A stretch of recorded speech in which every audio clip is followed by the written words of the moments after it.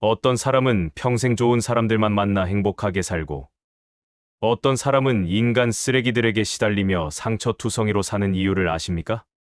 바로 한 가지를 가졌느냐, 못 가졌느냐의 차이입니다. 독일의 철학자 쇼펜하우어는 이렇게 말했습니다. 인간의 본성을 꿰뚫어보는 눈이 없으면 평생 이용당한다. 오늘은 쇼펜하우어의 말씀을 빌려 인간 쓰레기를 구별하는 결정적 한 가지, 그리고 그들로부터 단단하게 나를 지키는 법을 함께 나눠 보겠습니다. 여러분, 이상하지 않습니까? 평생 착하게만 살았는데 왜 자꾸 나쁜 사람들이 곁에 나타나는지 젊을 때는 몰랐습니다. 누구에게나 친절하게 모두를 이해하려 애썼습니다. 상처를 주는 사람이 있어도 그 사람도 사정이 있겠지 하며 참았습니다. 거짓말을 하는 사람이 있어도 한 번쯤은 실수할 수 있지 하며 용서했습니다. 배신을 당해도 내가 부족해서 그랬나 하며 자책했습니다. 하지만 예순, 70을 넘기고 나면 깨닫습니다. 그토록 참고 이해했던 것이 오히려 우리를 더 깊은 수렁으로 밀어 넣었음을, 착하게 산 것이 아니라 이용당한 것이었음을. 쇼펜하우어는 이렇게 말했습니다. 세상에는 두 종류의 인간이 있다. 자신의 이익을 위해 타인을 이용하는 자와 그것을 눈치채지 못하고 이용당하는 자. 왜 쇼펜하우어는 이렇게 냉정하게 말했을까요? 그는 평생 인간의 본성을 관찰했습니다. 겉으로는 친절하고 다정하지만 속으로는 오직 자신의 이익만 계산하는 사람들. 곁에 있을 때는 웃으며 좋은 말을 하지만 돌아서면 뒤통수를 치는 사람들. 도움이 필요할 때만 찾아오고 필요 없으면 모른 척하는 사람들. 그는 이런 사람들을 인간의 탈을 쓴 야수라고 불렀습니다. 사람의 모습을 하고 있지만 그 안에는 짐승의 본능만 있다는 뜻입니다. 한 70대 어르신의 이야기를 들어보겠습니다. 이분은 평생 성실하게 일하며 돈을 모았습니다. 공장에서 30년을 일했고 퇴직금과 저축으로 작은 집 한 채를 마련했습니다. 은퇴 후 여유가 생기자 오랜 친구가 찾아왔습니다. 그 친구는 젊은 시절 같은 공장에서 일했던 사람이었습니다. 20년 넘게 연락이 없다가 갑자기 나타났습니다. 야, 오랜만이다. 자네 요즘 어떻게 지내? 반갑게 밥을 먹고 소주를 마셨습니다. 옛날 이야기를 하며 웃었습니다. 그런데 술자리가 끝날 무렵 친구가 말했습니다. 자네 돈 좀 있다며? 나 사업하는데 투자 좀 해줘. 1년이면 2배로 돌려줄게. 순간 망설여졌습니다. 하지만 친구를 믿고 싶었습니다. 쟤도 힘들겠지. 예정도 있는데 도와줘야지. 평생 모은 돈 3천만 원을 건넸습니다. 그러나 1년이 지나도 소식이 없었습니다. 전화를 해도 피하고 찾아가도 만나주지 않았습니다. 사업이 어떻게 됐는지 물어도 좀만 기다려. 곧 줄게라는 말뿐이었습니다. 2년이 지나고 3년이 지나도 돈은 돌아오지 않았습니다. 그 친구는 아예 연락을 끊었습니다. 전화번호도 바꾸고 이사도 갔습니다. 더 큰 상처는 돈이 아니었습니다. 나는 친구라고 믿었는데 나는 그저 돈줄이었구나. 20년 전 우정은 가짜였구나. 처음부터 돈이 목적이었구나. 그 배신감이 이분의 마음을 무너뜨렸습니다. 밤마다 잠을 이룰 수 없었습니다. 내가 바보였어. 내가 멍청했어. 자책하고 후회하고 분노했습니다. 혈압이 올라가고 우울증이 찾아왔습니다. 부인이 말했습니다. 당신 잘못이 아니에요. 그 사람이 나쁜 거지. 하지만 위로가 되지 않았습니다. 돈보다 소중한 것을 잃었다는 생각에 매일 괴로웠습니다. 쇼펜하우어는 이런 상황을 이렇게 설명했습니다. 친절을 베풀 때 상대가 감사하는지 당연하게 여기는지를 보라. 당연하게 여기는 자는 인간 쓰레기다. 그들은 당신의 친절을 약점으로 본다. 여러분, 생각해 보십시오. 혹시 당신도 이런 경험이 있지 않습니까? 도움을 줬는데 당연하게 여기는 사람. 빌려간 돈을 갚지 않는 사람. 필요할 때만 연락하는 사람. 그들은 친구가 아닙니다. 그들은 인간 쓰레기입니다. 반대로 다른 어르신도 있습니다. 이분은 젊을 때부터 사람을 조심스럽게 대했습니다. 누군가 도움을 요청하면 한 번 더 생각했습니다. 이 사람이 진심으로 어려운가? 아니면 나를 이용하려는 것인가? 돈을 빌려달라는 사람이 있으면 단호하게 거절했습니다. 미안하지만 나도 여유가 없어. 과도한 부탁을 하는 사람이 있으면 선을 그었습니다. 그건 내가 할 수 있는 범위가 아니야. 처음에는 냉정하다는 소리를 들었습니다. 저 사람 참 인정머리 없다. 친구 좀 도와주지. 그렇게 쪼잔하게. 뒤에서 험담하는 사람들도 있었습니다.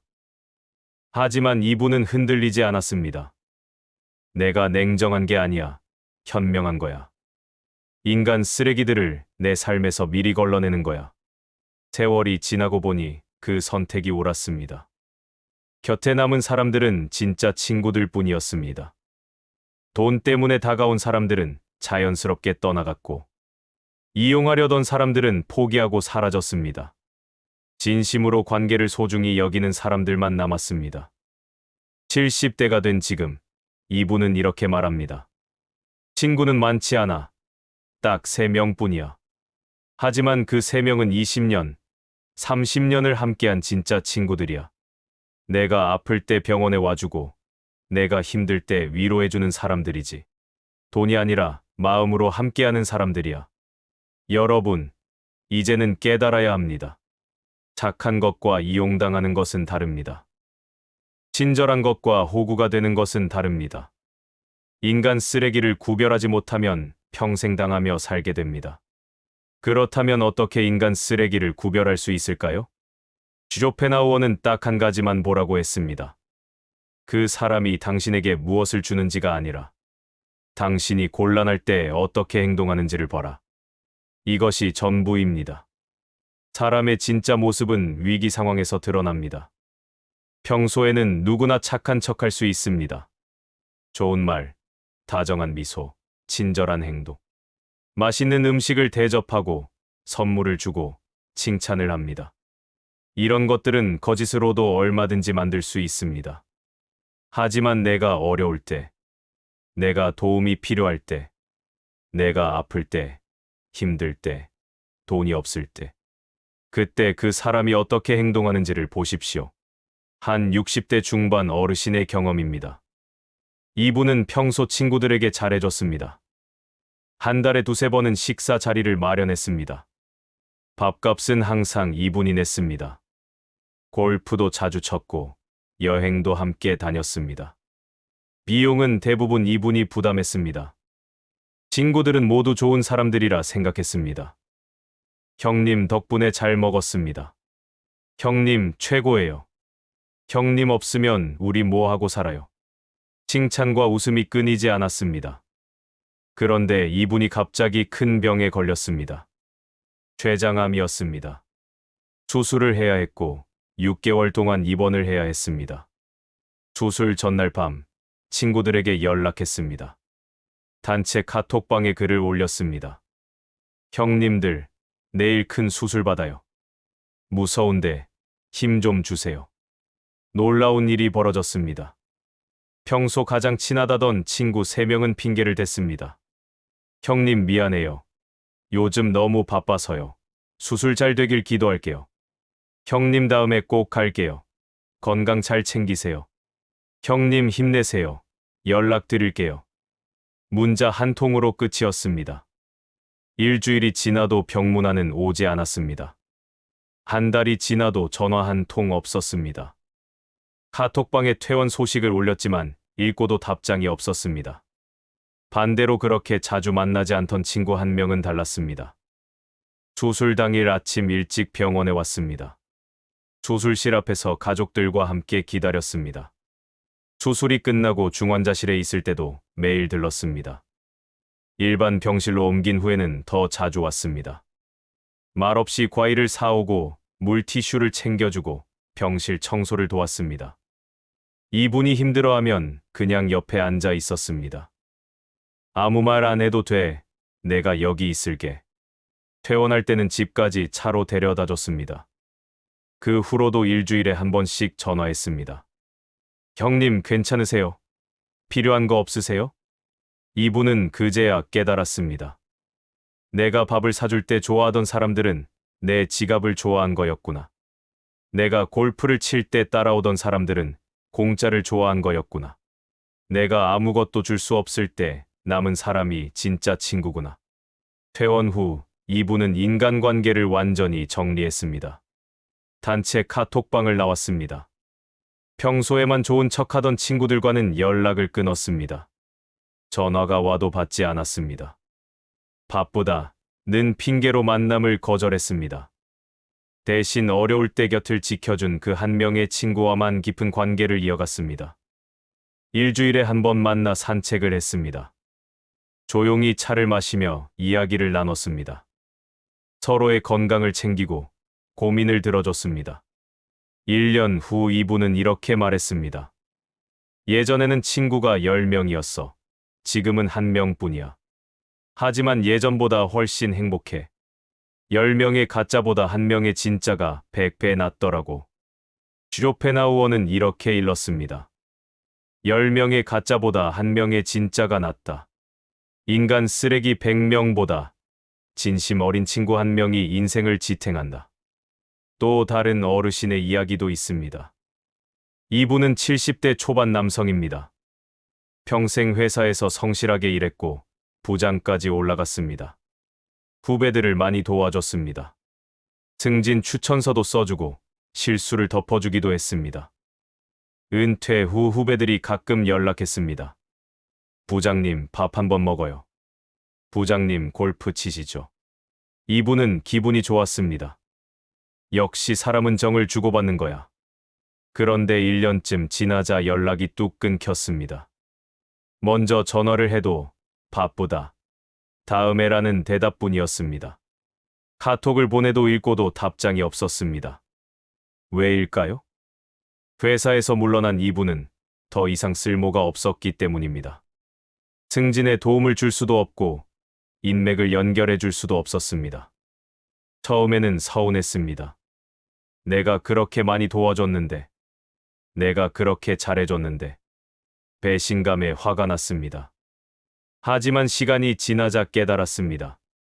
걔들은 나를 좋아한 게 아니라 내 직책을 좋아한 거였어. 부장이라는 이름표가 없어지니까 나는 쓸모없는 노인이 된 거지. 이분은 후배들과의 연락을 완전히 끊었습니다. 대신 회사와 상관없는 취미 생활을 시작했습니다. 등산 동호회에 가입했습니다. 거기서 만난 사람들은 달랐습니다. 직책도 묻지 않고 재산도 묻지 않았습니다. 그냥 함께 산을 오르고 막걸리를 마시고 웃었습니다. 누가 아프면 함께 걱정하고 누가 기쁘면 함께 축하했습니다. 3년이 지난 지금 이분은 이렇게 말합니다. 회사에서 알던 사람들은 다 인간 쓰레기였어. 나한테 필요한 게 있을 때만 친한 척했지. 지금 만나는 사람들이 진짜 친구야. 나에게 아무것도 바라지 않는 사람들. 그저 함께 있는 게 좋은 사람들. 여러분, 지금 당장 주변을 돌아보십시오. 당신이 어려울 때 누가 곁에 있었습니까? 당신이 병들었을 때, 당신이 돈이 없을 때, 당신이 슬플 때, 당신이 직책을 잃었을 때, 당신이 힘이 없을 때, 그때 누가 남아 있었는지를 기억하십시오. 그 사람이 진짜입니다. 나머지는 모두 인간 쓰레기입니다. 슈로펜하우어는 또 이렇게 말했습니다. 사람을 판단할 때 그의 말을 듣지 말고 행동을 봐라. 특히 위기 상황에서의 행동을 봐라. 그것이 그 사람의 본성이다. 인간 쓰레기를 만났을 때 가장 큰 실수가 무엇인지 아십니까? 바로 화를 내는 것입니다. 슈로펜하우어는 말했습니다. 인간 쓰레기에게 화를 낸다는 것은 돼지가 진흙탕에서 뒹구는 것을 보고 화를 내는 것과 같다. 그것이 그들의 본성인데 무엇을 기대하는가? 왜 화를 내면 안 될까요? 화를 내는 순간 당신이 지는 것입니다. 당신의 평정심이 깨지고 당신의 에너지가 소진되고 당신의 시간이 낭비됩니다. 결국 손해보는 사람은 당신뿐입니다. 한 70대 초반 어르신의 이야기입니다. 이분은 평생 성질이 급했습니다. 누가 배신하면 참지 못하고 따졌습니다. 누가 거짓말을 하면 큰 소리로 화를 냈습니다. 전화로 1시간씩 싸우기도 했습니다. 내가 어떻게 나한테 그럴 수 있어? 내가 너한테 얼마나 잘해줬는데 양심도 없냐? 목소리를 높이고 욕을 하고 관계를 끊겠다고 협박했습니다. 그런데 나이가 들수록 몸이 힘들어졌습니다. 화를 낼 때마다 가슴이 두근거렸습니다. 심장이 터질 것처럼 빨리 뛰었습니다. 혈압이 순식간에 올라가고 머리가 지끈거렸습니다. 손이 떨리고 식은땀이 났습니다. 밤에는 잠을 이룰 수 없었습니다. 침대에 누워도 눈이 말똥말똥했습니다. 그 인간 때문에, 그 인간 때문에. 머릿속에서 분노가 떠나지 않았습니다. 똑같은 상황을 되풀이해서 떠올렸습니다. 내가 그때 이렇게 말할 걸, 내가 더 세게 따질 걸. 새벽 3시, 4시까지 잠을 못 자고 뒤척였습니다. 아침에 일어나면 몸이 천근만근 무거웠습니다. 하루 종일 피곤하고 아무것도 하기 싫었습니다. 어느 날 병원에 갔습니다. 혈압이 180까지 올라갔습니다. 의사가 심각한 표정으로 말했습니다. 이러다 큰일 납니다. 뇌졸중이나 심근경색 올 수 있어요. 스트레스를 줄이셔야 해요. 화를 자제하셔야 합니다. 약을 처방받았지만 별로 효과가 없었습니다. 화를 낼 때마다 혈압이 다시 올라갔기 때문입니다. 그제야 이분은 깨달았습니다. 내가 화를 내는 동안 그 인간은 편히 자고 있었겠지. 내가 밤새 분노하는 동안 그 인간은 웃으며 밥 먹고 있었겠지. 내가 혈압약을 먹는 동안 그 인간은 멀쩡하게 살고 있겠지. 결국 손해본 건 나뿐이구나. 내가 이기려고 화를 냈는데 결국 진 건 나야. 내 건강을 망치고 내 시간을 낭비하고 내 마음을 병들게 한 건 나 자신이야. 그 후로 이분은 달라졌습니다. 인간 쓰레기를 만나도 화를 내지 않았습니다. 대신 이렇게 생각했습니다. 저 사람은 원래 저런 사람이야. 돼지가 진흙탕에서 뒹구는 걸 보고 화낼 필요 없지. 내가 기대한 내가 바보야. 그리고 조용히 거리를 뒀습니다. 연락을 끊고 만남을 피하고 마음에서 지웠습니다. 화를 내는 대신 무시했습니다. 따지는 대신 떠났습니다. 설명하는 대신 침묵했습니다. 누가 물었습니다. 왜 화도 안 내? 그렇게 당하고도? 이분은 담담히 대답했습니다. 화낼 가치가 없는 사람이야. 내 감정을 쓰기엔 너무 아까운 인간이지. 놀라운 일이 일어났습니다. 마음이 편안해졌습니다. 혈압이 서서히 정상으로 돌아왔습니다. 밤에 잠을 깊이 잘 수 있었습니다. 아침에 일어나면 몸이 가벼웠습니다. 6개월 후 병원에서 재검사를 했습니다. 의사가 놀라며 말했습니다. 혈압이 정상이네요. 무슨 일 있으셨어요? 이분은 웃으며 대답했습니다. 인간 쓰레기들을 제 인생에서 지웠습니다. 이분은 이렇게 말합니다. 화를 내지 않는 게 아니라 화낼 가치가 없는 거였어. 인간 쓰레기에게 내 감정을 쓰는 건 내 인생을 버리는 거야. 내 소중한 시간을, 내 건강을, 내 마음을 왜 그런 인간들한테 낭비해? 쇼펜하우어는 또 이렇게 말했습니다. 지혜로운 자는 인간 쓰레기를 보면 싸우지 않는다. 그저 피할 뿐이다. 개가 짖는다고 개와 싸울 필요는 없지 않은가? 또 다른 어르신의 지혜도 들어보겠습니다. 이분은 60대 후반 여성입니다. 젊을 때 시댁과의 관계가 힘들었습니다. 시어머니는 늘 트집을 잡았습니다. 음식이 짜다, 싱겁다, 집안 청소가 안 됐다. 아들만 낳으라고 압박했습니다. 처음 10년은 참고 또 참았습니다. 화를 내면 남편이 중간에서 힘들어했기 때문입니다. 하지만 참을수록 시어머니의 트집은 심해졌습니다. 우리 며느리 참 순하네 하며 더 심하게 대했습니다. 어느 날 깨달았습니다. 내가 참는다고 달라지는 게 없구나. 오히려 더 호구 취급당하는구나.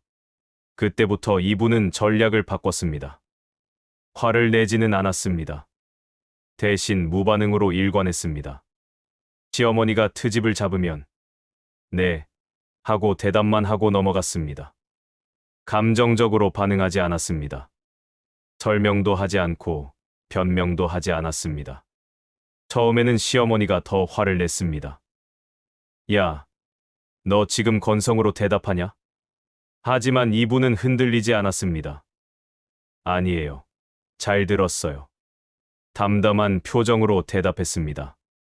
신기하게도 시간이 지나자 시어머니의 태도가 변했습니다. 트집을 잡아도 반응이 없으니 재미가 없었던 겁니다.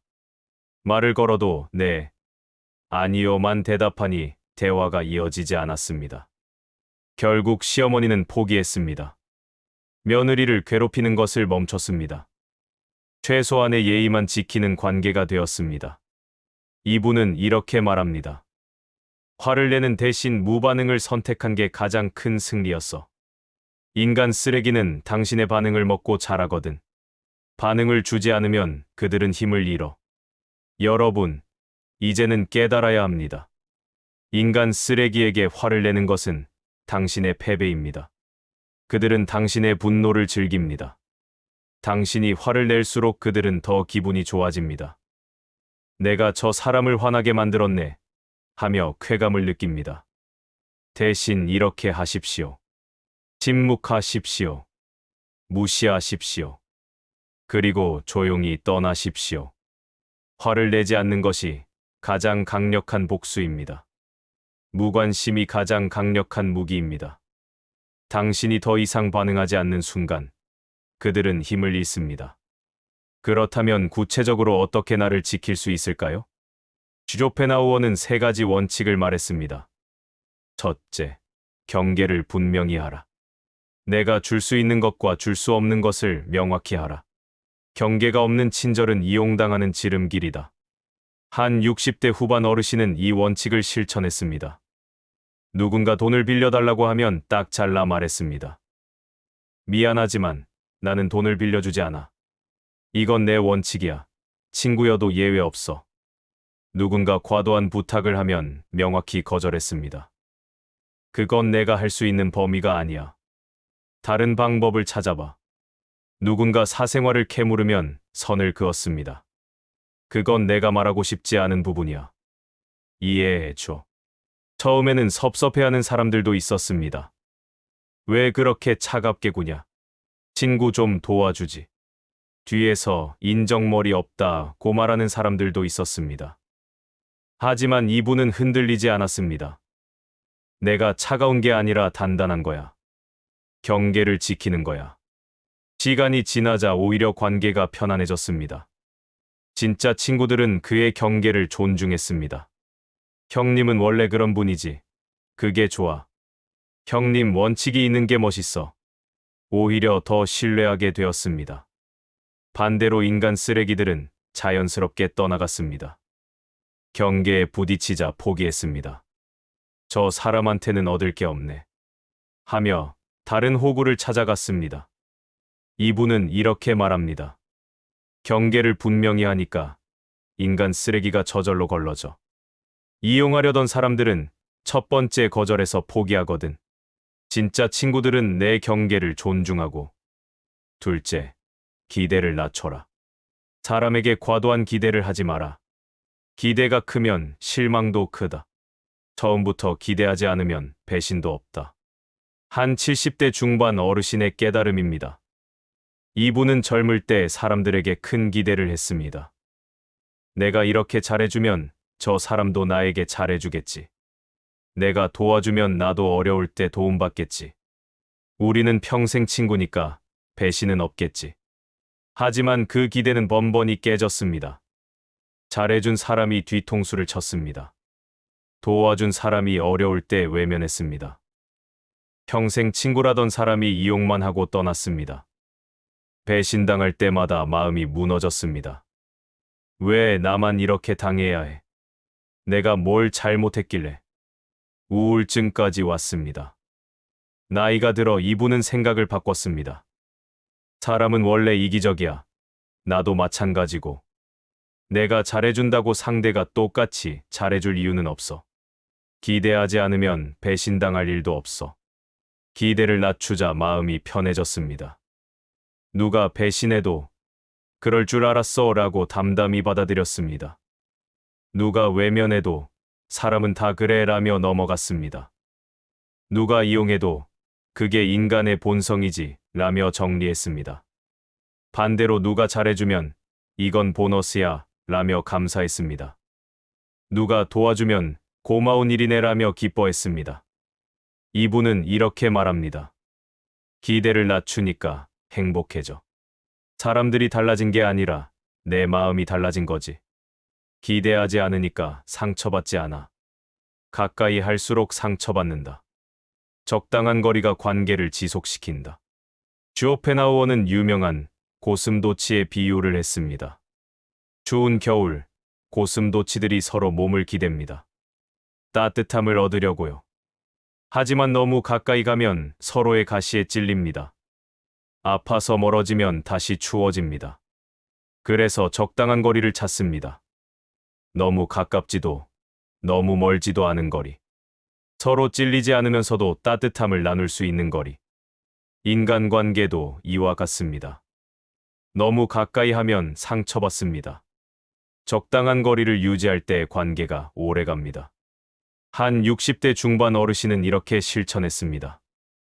친구를 만나도 일주일에 한 번만 만났습니다. 매일 만나면 질려. 일주일에 한 번이 딱 좋아. 전화 통화도 길게 하지 않았습니다. 10분 이상 통화하지 않아. 그 이상은 서로 피곤해. 사생활은 자세히 이야기하지 않았습니다. 가족 이야기, 돈 이야기, 건강 이야기는 깊이 안 해. 그런 거 알수록 간섭하고 비교하게 되거든. 사람들은 물었습니다. 왜 그렇게 거리를 두냐? 친구인데 좀 더 가까이 지내지. 이분은 웃으며 대답했습니다. 그래야 오래 가더라고. 너무 가까우면 금방 실증나. 적당한 거리가 관계를 지켜줘. 실제로 이분의 우정은 오래갔습니다. 30년, 40년 이어진 친구들이 많았습니다. 서로의 영역을 침범하지 않았기에 가능한 일이었습니다. 서로의 사생활을 존중했기에 오래갈 수 있었습니다. 이분은 이렇게 말합니다. 거리를 유지하는 건 냉정한 게 아니라 지혜로운 거야. 가까이 하다가 싸우고 끝나는 것보다 거리를 두고 오래가는 게 훨씬 나아. 여러분, 이제는 실천해야 합니다. 경계를 분명히 하고 기대를 낮추고 거리를 유지하십시오. 이것이 단단하게 나를 지키는 길입니다. 이것이 인간 쓰레기로부터 당신을 보호하는 방법입니다. 쇼펜하우어는 평생 인간의 본성을 연구했습니다. 그는 외로웠고 때로는 냉소적이었습니다. 많은 사람들이 그를 이해하지 못했습니다. 하지만 그 고독 속에서도 쇼펜하우어는 흔들리지 않았습니다. 왜일까요? 그는 인간 쓰레기를 구별하는 법을 알았기 때문입니다. 그는 화내지 않고 자신을 지키는 법을 알았기 때문입니다. 그는 단단한 경계 속에서 평안을 찾았기 때문입니다. 쇼펜하우어는 말했습니다. 인간의 본성을 꿰뚫어보는 눈이 없으면 평생 이용당한다. 하지만 그 눈을 가진 자는 누구에게도 흔들리지 않는다. 여러분, 이제는 쇼펜하우어의 지혜를 따라 이렇게 말해 보십시오. 나는 더 이상 인간 쓰레기에게 당하지 않겠습니다. 나는 화내지 않겠습니다. 나는 경계를 분명히 하고 기대를 낮추고 거리를 유지하겠습니다. 나는 단단하게 나를 지키겠습니다. 그 한마디가 여러분의 삶을 완전히 바꿀 것입니다. 오늘의 이야기가 여러분의 마음에 작은 울림이 되었기를 바랍니다. 끝까지 함께 해주셔서 진심으로 감사합니다. 구독과 좋아요, 알림 설정으로 이 지혜를 더 많은 분들과 나누어 주시고 댓글로 여러분의 생각과 경험도 들려주세요. 여러분의 이야기가 또 다른 이에게 큰 힘과 위로가 될 것입니다.